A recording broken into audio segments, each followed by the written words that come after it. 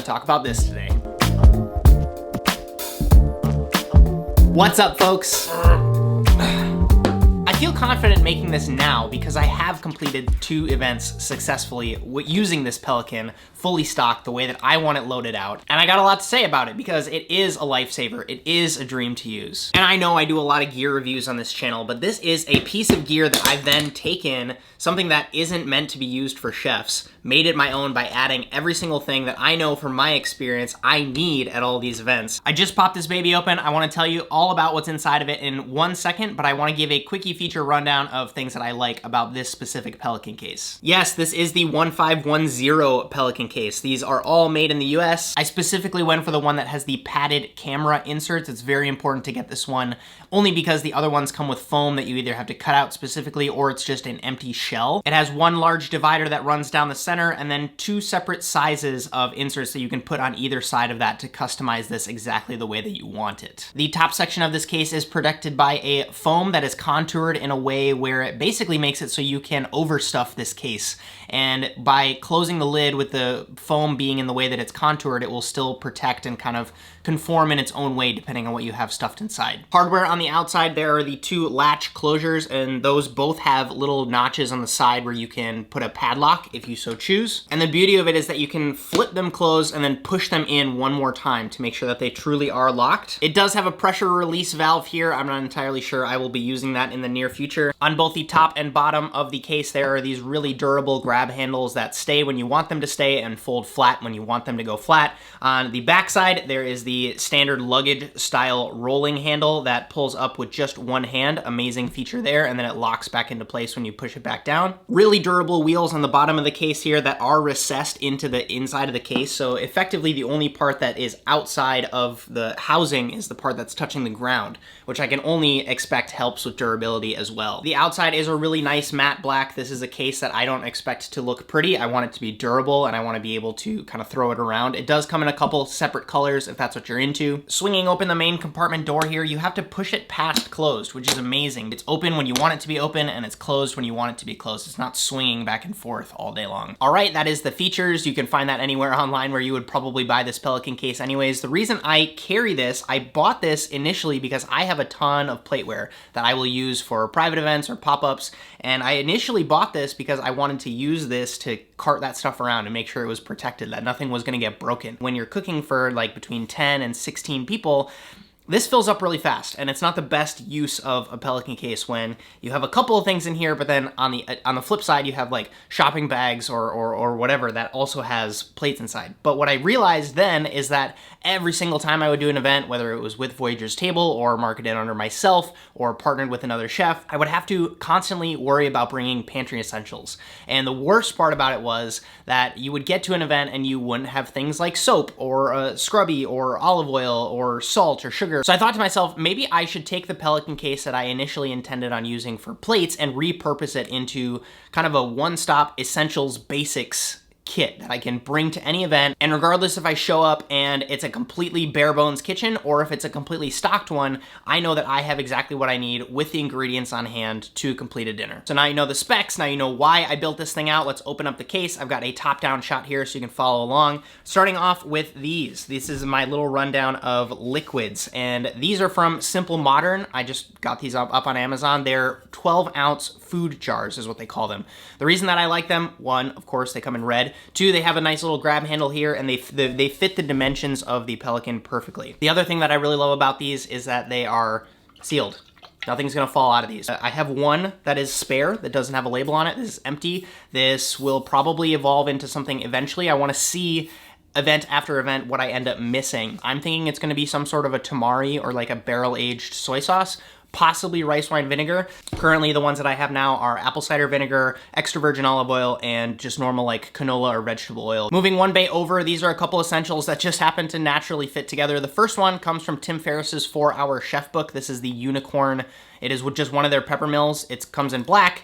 It has adjustable settings on it. You load it from the side here, which I think is really nifty. Next to that, I bought these off of Amazon. These are just really flexible travel toiletry tubes, but I put dish soap in these. So this is really awesome because it has a double layer of protection to make sure that nothing leaks out of these, and it's just standard dishwashing soap so that no matter where I am, I know that I have soap. It's not fun to do a huge round of dishes without having soap. I know some of us have been there. Next up, in a little deli container here, I just have some Scotch-Brite green scrubbies that have been cut down to size so that they fit inside of this tiny deli. I treat these almost as single-use things. I buy them in larger sheets and I cut them down to size. I cooked in an amazing home the other day with a stellar kitchen. The problem was that they didn't have any scrubbies. They had like the classic sponges, but when you're, searing fish, you often get pans that need to be scrubbed a little bit more hardcore so you can leave the kitchen exactly or even better as how you found it. And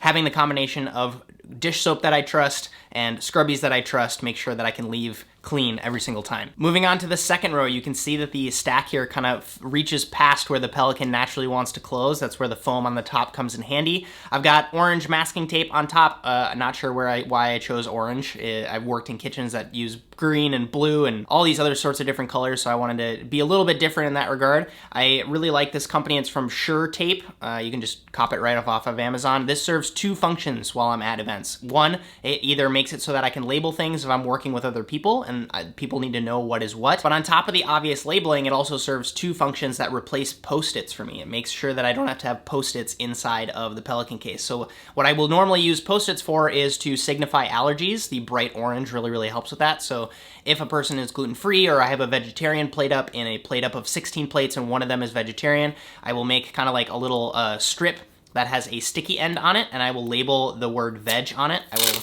I'm ripping the tape. You guys are seeing me rip the tape for the video.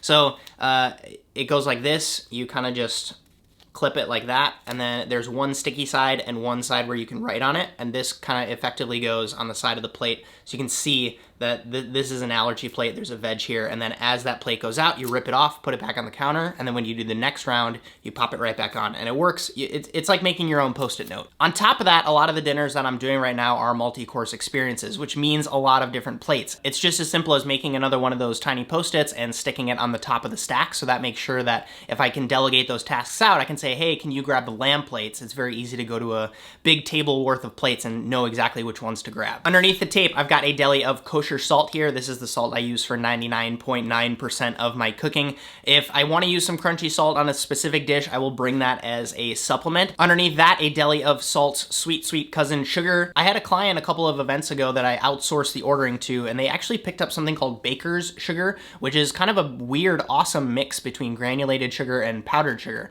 It works its way incredibly well into things like salad dressings or whipped cream because it dissolves super quickly, but at the same time, it's really dense like granulated sugar so that I'm not having delis and delis of sugar inside of my Pelican case like you will with powdered sugar. I think it might actually be my go-to sugar now, and I never would have known if I wouldn't have delegated that ordering task out to a client. Moving right along, we have a stack of towels here. These are either wipe towels on my station for cutting board, or they just hang on my hip, on my apron. These are white with a blue stripe. I really like to keep these clean, so as they get dirty, I just throw them away and cop new ones. Underneath that, the last portion of the Pelican case. This bain-marie is a stand-in for my Japanese handmade bain-marie that I love. This one is matte black. I grew up in kitchens that use this perfectly white bain-marie all the time, and so to go a little bit more matte black, it's fun. It just makes it interesting. Comfortably nestled inside of that bain-marie is this. This is a sheet of neoprene. This is the same stuff that they make mouse pads out of. Shout out to, I want to say, some of the employees from the old L2O.